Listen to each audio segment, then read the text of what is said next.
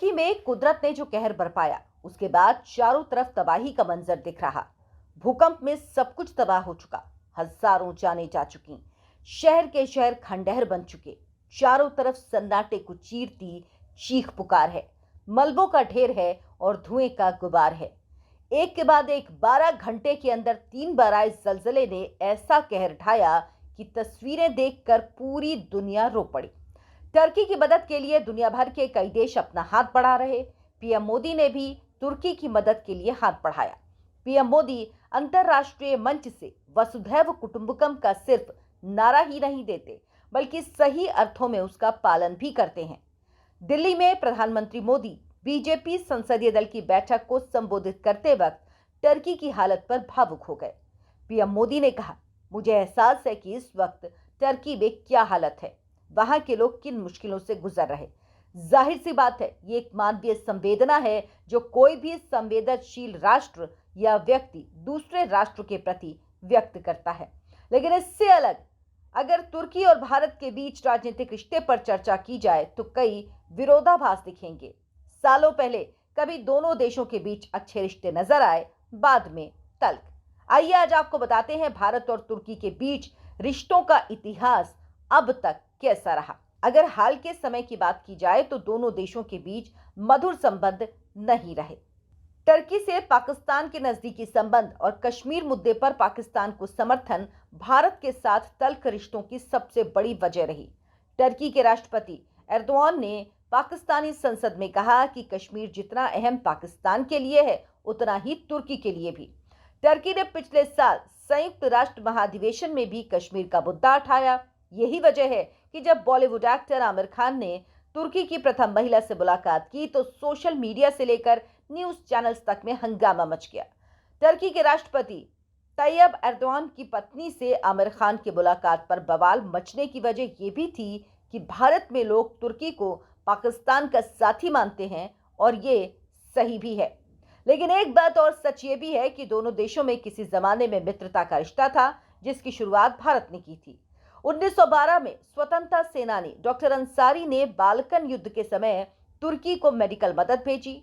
इतना ही नहीं, इसके बाद 1920 में तुर्की की आजादी की लड़ाई में भी भारत ने मदद की। पहले विश्व युद्ध के बाद महात्मा गांधी ने तुर्की के साथ हुए अन्याय का विरोध किया।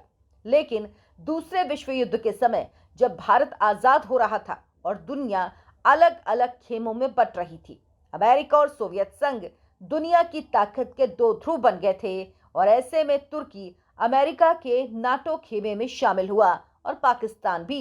लेकिन नेहरू के नेतृत्व में भारत तटस्थ था।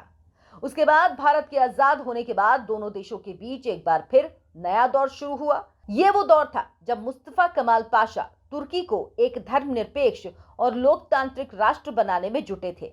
भारत के पहले प्रधानमंत्री जवाहरलाल नेहरू पाशा से काफी प्रभावित थे, क्योंकि नेहरू भारत के लिए ऐसा ही आदर्श सोचते थे। इस वजह से भारत के आजाद होते ही दोनों देशों के बीच कूटनीतिक संबंध बनने लगे। लेकिन उसके तुरंत बाद दौर आया शीत युद्ध का। अमेरिका और सोवियत संघ के बीच 1947 से ही शीत युद्ध की शुरुआत हो चुकी थी। इस दौरान तुर्की तो अमेरिकी खेमे में था ही, भारत तटस्थ रहते हुए भी धीरे धीरे सोवियत संघ वाले गुट की तरफ झुक रहा था। अपनी अपनी विदेश नीतियों से दोनों देश दूर होते चले गए। इसी बीच शीत युद्ध और खेमेबाजी का एक असर यह भी हुआ कि तुर्की और पाकिस्तान के बीच दोस्ताना रिश्ते बने। 1965 और 1971 में भारत और पाकिस्तान के बीच जब युद्ध हुआ तो दोनों ही बार तुर्की ने पाकिस्तान की भरपूर मदद की, यहां तक कि सैन्य मदद भी। पाकिस्तान के पक्ष में तुर्की के खुले सहयोग के बाद भारत और तुर्की के रिश्ते काफी खराब हो चुके थे। यही वजह है कि जब 1974 में तुर्की ने साइप्रस पर हमला किया तो भारत ने साइप्रस का साथ दिया। हालांकि यह भी 16 आने सच है कि इसके पीछे बदले की भावना से ज्यादा भारत की विचारधारा थी, क्योंकि नेहरू की विदेश नीति पर चल रहा भारत गुट निरपेक्ष आंदोलन से जुड़ा था और साइप्रस के राष्ट्रपति इस आंदोलन के बड़े नेता थे। साइप्रस के एक हिस्से पर तुर्की के कब्जे के खिलाफ भी भारत की इंदिरा गांधी सरकार ने कार्रवाई की थी। भारत और तुर्की दोनों के लिए 1980 का दशक काफी अहम रहा। उस वक्त मुस्लिम देशों ने ऑर्गेनाइजेशन ऑफ इस्लामिक कॉरपोरेशन संगठन बनाया, जिसमें अरब और यूएई काफी सक्रिय हो रहे थे, तो दूसरी तरफ भारत और पाकिस्तान के बीच कश्मीर का मुद्दा नाजुक हो चला था।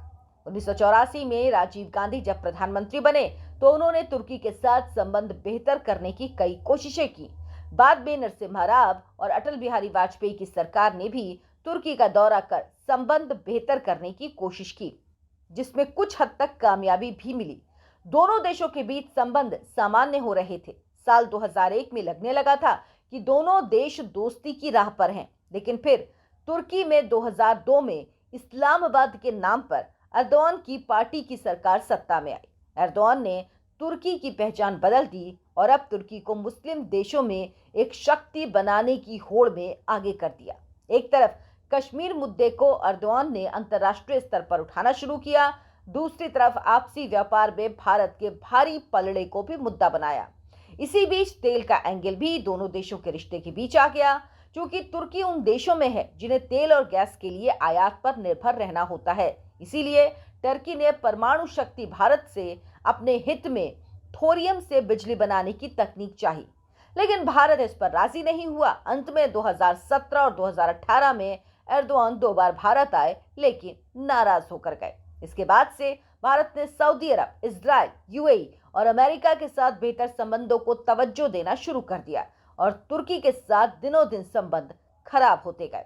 इसमें आग में घी का काम किया इस्लामी आंदोलन के रूप में चर्चित गुलान मूवमेंट या फैतुल्लाह मुहिम ने, जिसको तुर्की ने आतंकी घोषित किया और भारत से उम्मीद की इस मुहिम में भारत में सक्रियता भी खत्म हो, लेकिन भारत ने इससे इनकार कर दिया। तब से एर्दोआन कश्मीर मुद्दा शिद्दत से उठाकर पाकिस्तान के सुर में सुर मिलाना शुरू कर दिया और दोनों देशों के बीच रिश्ते पूरी तरह बिगड़ गए। वीडियो को लाइक, शेयर करें और चैनल को सब्सक्राइब जरूर कर लें। धन्यवाद।